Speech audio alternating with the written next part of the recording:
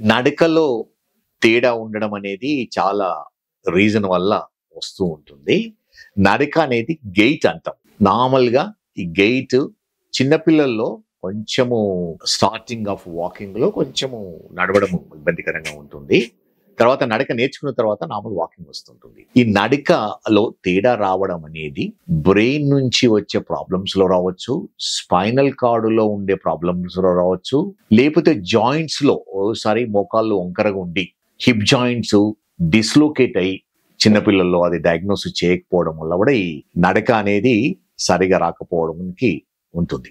ఓసారి ఏంటంటే muscles weakness వల్ల కొన్ని మస్కులర్ డిస్ట్రోఫీస్ అంట ఉంటాయి. మసిల్స్ ఎలా అంటే చనిపోతుంటాయి. దానివల్ల కూడా ఈ నడక తేడా వస్తుంది.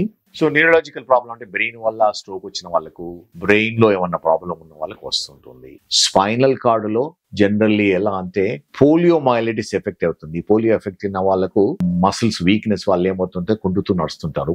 మీరు చూసింటారు, మోకాళ్ళ పైన చైన్ పెట్టి కుంటుతూ నడుస్తూ ఉంటారు. అది మసిల్స్ వీక్నెస్ వల్ల. పోలియో వైరస్ స్పైనల్ కార్డులో ఎఫెక్ట్ అయ్యి మసిల్స్ ను పెరాలిసిస్ చేస్తుంది. దానివల్ల ఈ నడక తేడాగా ఉంటుంది. అదేవిధంగా కామన్ చిన్నపిల్లలు ఒకప్పుడు నడక స్టార్ట్ చేసిన వెంబడే కుంటుతూ నడిచారంటే మనము హిప్ ప్రాబ్లము సస్పెక్ట్ చేయాలి.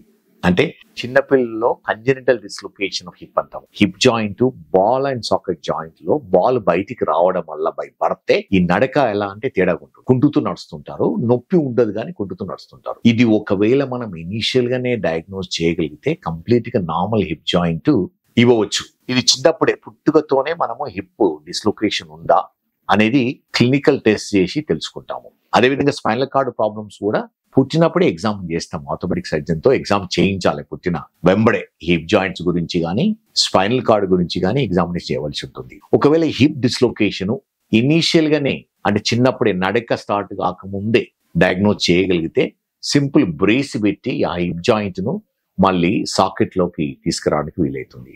కానీ ఒకప్పుడు ఏమవుతుందంటే లేట్ అవుతుంది.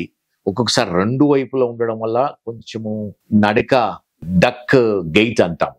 బాతు నడకలో నడుస్తూ ఉంటారు. అది ఏం గుర్తించకపోవచ్చు ఇనీషియల్ గా. కానీ నడిచే ఏజ్ తర్వాత ఈ డయాగ్నోసిస్ చేస్తే ప్రాబబ్లీ ఆపరేషన్ అవసరం ఉంటుంది. ఆపరేషన్ లేకుండా చేయడం అనేది కొంచెం కష్టం. జనరల్లీ ఈ బాల్ అనేది చిన్న ఆపరేషన్ చేసి సాకెట్ లో పెట్టేస్తాము. థై బోన్ ఆపరేషన్ చేసేసి చాలా వరకు నార్మల్ రిజల్ట్స్ ఉంటాయి. హిప్ జాయింట్ డిస్లొకేషన్ వల్ల ఎవరైతే సఫర్ అవుతున్నారో ఎంత తొందరగా డయాగ్నోస్ చేసుకొని ట్రీట్మెంట్ తీసుకుంటే ఆ హిప్ జాయింట్ నార్మల్ గా డెవలప్ అవుతుంది. లేకపోతే ఏమవుతుందంటే ఆర్థరైటిస్ వచ్చి హిప్ రిప్లేస్మెంట్ అవసరం ఉంటుంది. అదేవిధంగా నడక ఒకసారి చిన్నపిల్లల్లో రికెట్స్ వల్ల ఏమైతే ఎముకలు బలహీనంగా తయారయ్యి వంకరగా పోయి నాక్ నీస్ అంటాం ఆర్ బో లెగ్స్ అంటాము. దానివల్ల కూడా నడక కొంచెము తేడాగా ఉంటుంది. అది డయాగ్నోస్ చేసి సింపుల్ అంటే ఇనిషియలైజ్ చేసేస్తే మెడిసిన్స్ తోనే